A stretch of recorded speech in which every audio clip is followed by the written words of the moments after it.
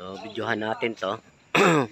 Pakita natin sa ano kung sinong pwedeng mangontrata dito sa pagpintura nito. So, bali sa 2, 3, 4, 7, 10. Pero yung ibang poste nito ay pinturado na, lalo yung mga puno. No? Pinturado na yan. So yung nasa taas na lang ang hindi pa. Yung mga rafter natin ay pinturado na lahat yan. Mga girder pinturado na. So kailangan lang mapinturahan dito yung mga parlina. Ando no, 420 yung parlina, pero nabawasan na yan ng 50 peraso. So bawas na yung parlina na yan. Andin yung mga bakal dyan ay mapipinturahan din yan. So ganun karami pa yung pipinturahan. Yung iba dito ay napinturahan na bago namin ikakabit.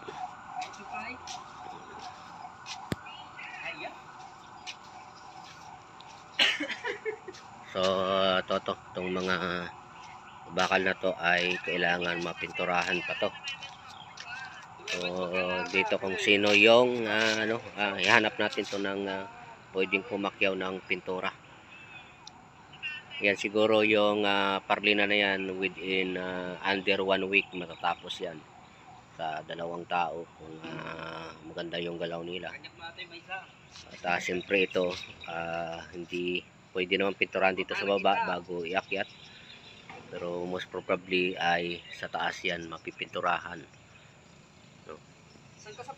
So ito sana kung maayos na ito ng bako ay pipinturahan na ito lahat bago pa sampak. Okay, no? Yung mga nandito wala na to, discarded na to, mga retaso na to, so wala na tong gamit. Ipo-pull out na to ng mga ng contractor. Pull out na nila yan para hindi na pakalat-kalat dito. So yung schedule natin dito ay 1 month na lang, no? Under 1 month kasi hanggang katapusan daw ng February ay kailangan matapos na to. Puwera yung bubong tsaka yung steel deck dito. So medyo gahol tayo sa panahon. So solusyon, medyo mag-overtime kami araw-araw kahit 2 oras para matapos, kasi yung area na doon ay tatayuan pa to ng mga poste.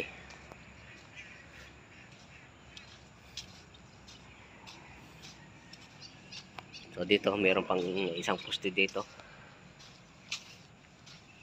At dito may mga poste pang malalaki dito na itatayo. So medyo marami-rami pa talaga. Iwan ko lang kung makakayanin namin na hanggang sa katapusan. So wala namang fabrication kasi ito I-beam.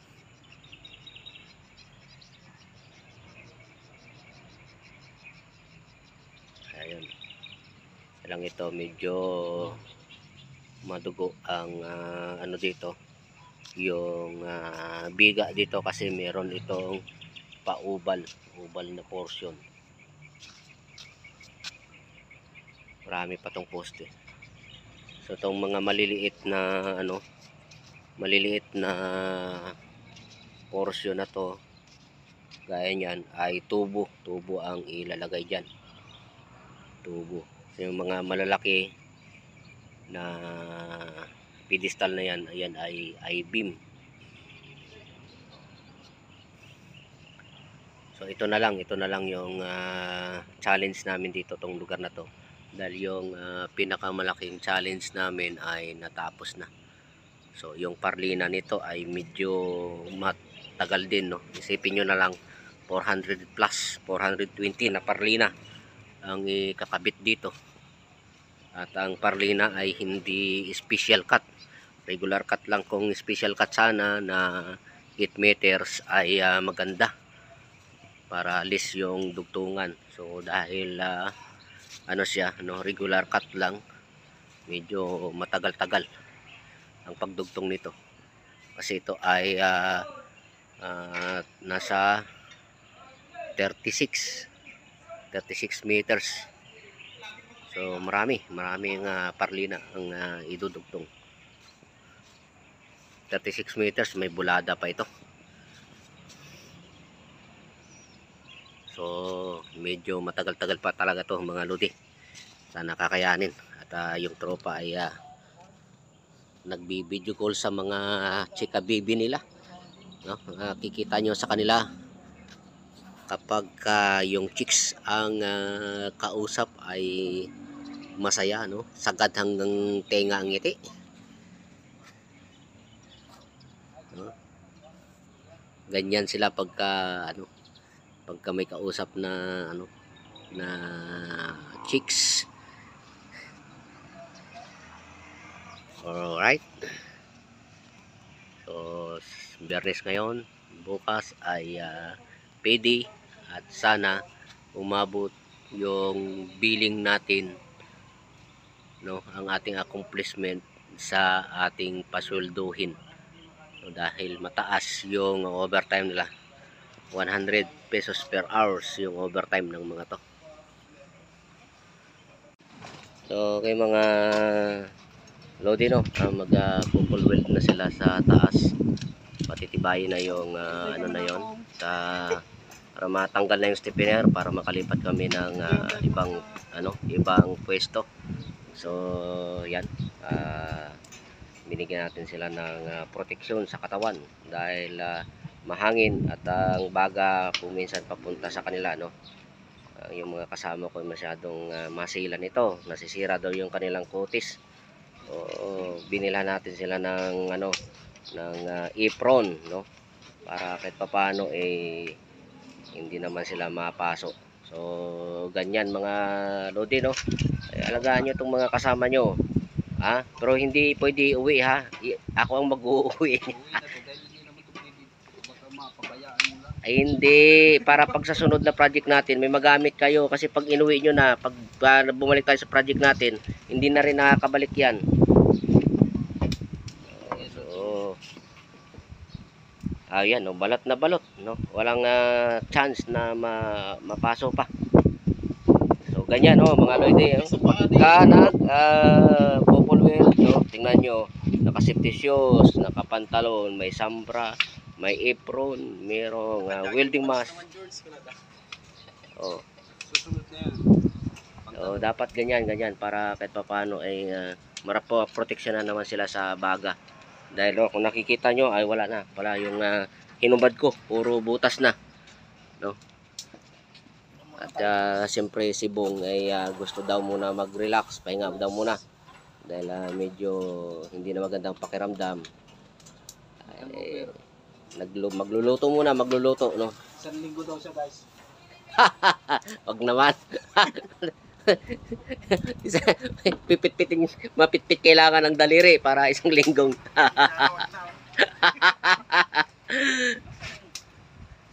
So ibang tropa natin pinipinturahan na yung ikakabit natin, no, para hindi naman tayo mahirapan na magpintura. At siyempre, no, nakakabit na yung ating mga rafter, no, napinturado na yon.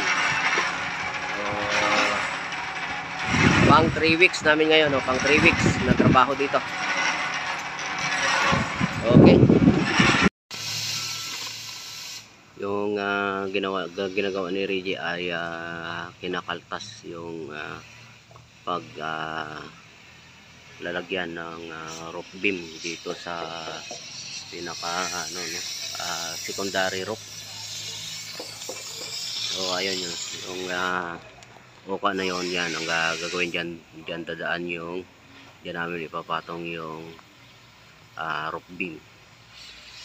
And then habang si Reggie ay kumakaltas, tabas si Bong naman ay sinusukatan o ginuguhitan yung dapat nakaltasin. Si Randy naman ay tinatabas yung ilalagay namin. So Sabado ngayon kaya medyo maaga kami nag-start.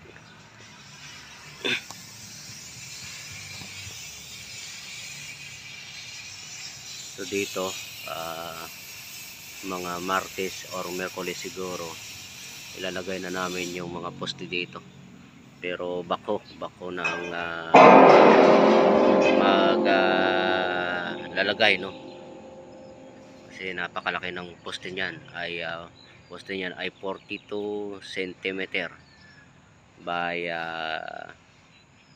18 cm yung ano, ay by 20 cm yung laki ng I-beam na ilalagay.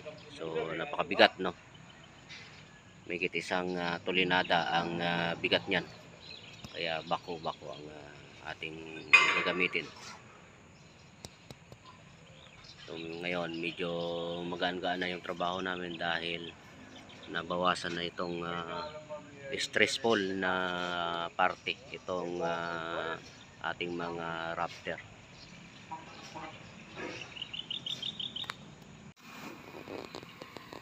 So makakaganda nitong ano natin, no, ating cutting outfit. Yung hose natin ay napakahaba, no, yan ay 30 meters, kaya hindi na tayo mapapagod sa palipat-lipat nitong mga tangke. So bali dalawa yung ating acetylene, yung isa nandun ginagamit ni Randy, at ito ginagamit naman ni Reggie. Ito yung mahaba 30 meters ang hose nito.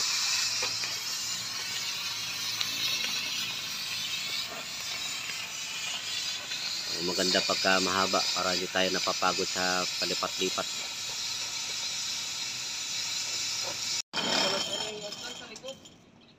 Puhod sana sa likod. Nabalikat ko yung ito para mausip ka lang.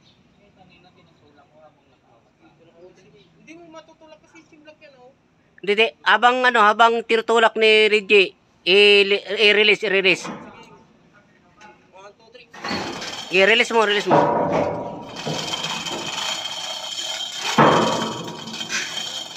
Ipa.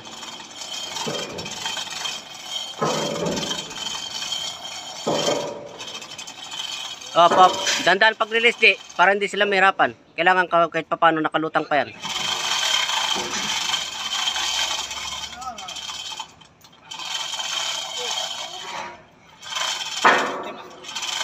Okay. Malapit na. Okay, swak.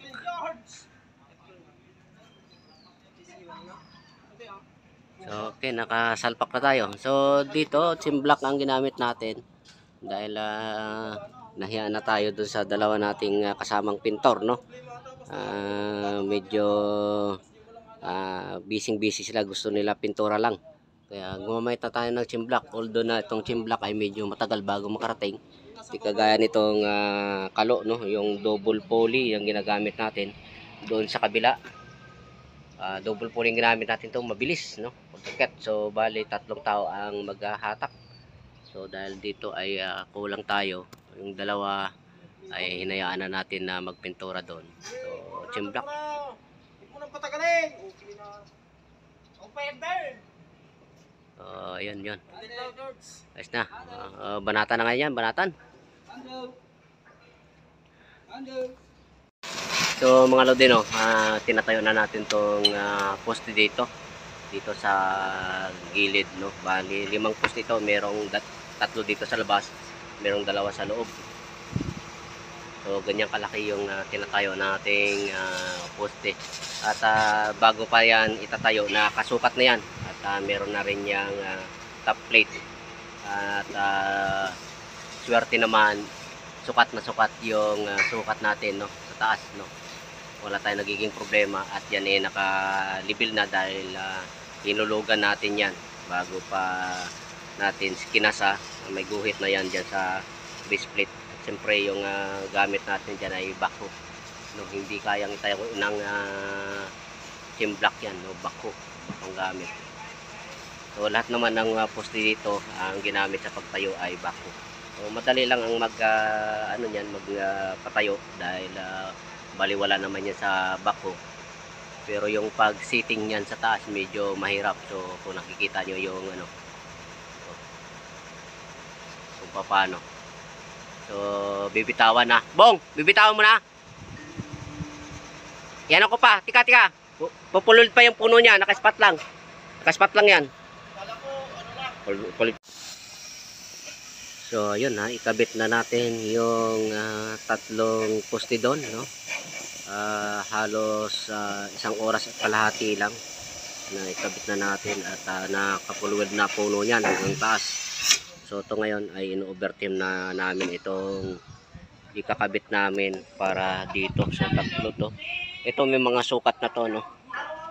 Yan, may mga sukat na yan para hindi na kami maligaw. And then may marking na rin yan doon sa taas.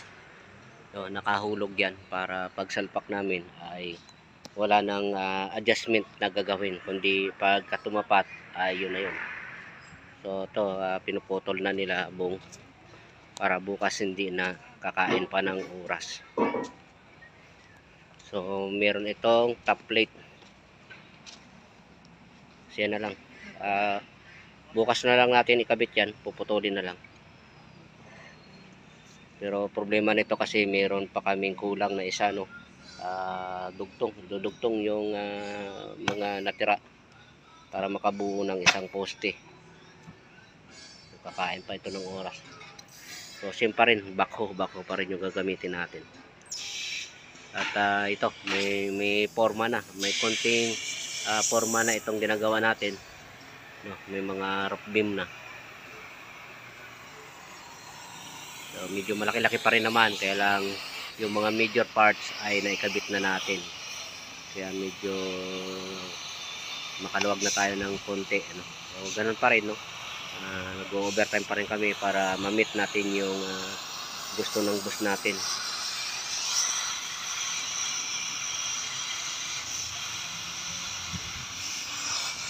Medyo nakakapagod lang kung puro overtime ang gagawin natin.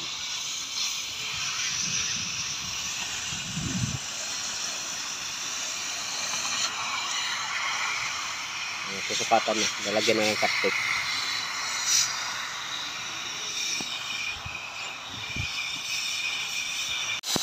So mga lodi, no, ito lang kagandahan sa grupo namin, no. So lahat kami ay all around, no, mapa asitulin, mapa welding, kahit na anong klaseng trabaho ay nagagawa ng bawat isa sa amin.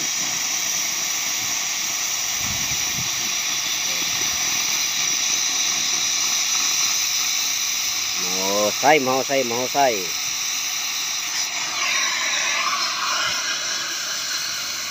So ito yung maganda sa sa mga kasama natin, no?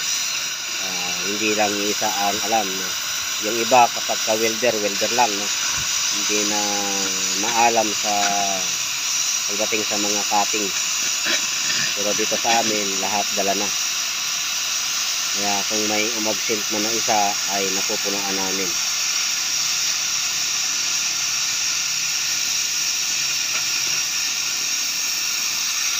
So ito pala yung tinatabas ni Reggie ay dudugtungan namin ito para doon. Yung kapares ng posting malaki na yan, meron yan dito banda dyan sa katapat ng poste na yon. So meron yung katapat na posting malaki. So ito yon, dudugtong namin dahil kulang yung pyesa. So bali pala yan yung pinaka stage ng ng auditorium na to. So tingnan nyo naman yung mga bakal na ginamit ay halos over design, no, wala namang load ito na gaanong kakargahin, pero sobrang lalaki ng bakal. So ngayon dudugtungin na namin to. So tingnan mo yung tabas mo, di mukhang malayo sa katotohanan.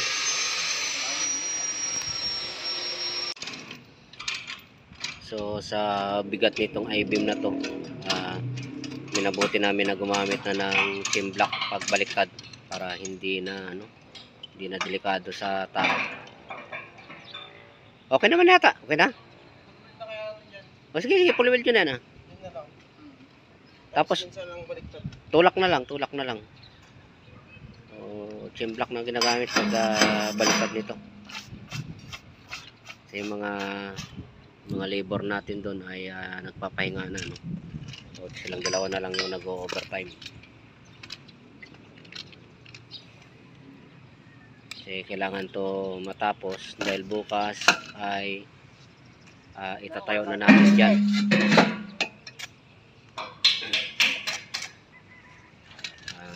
Maaga pa naman, no? Maliwanag pa naman, kaya habang maliwanag, banat lang.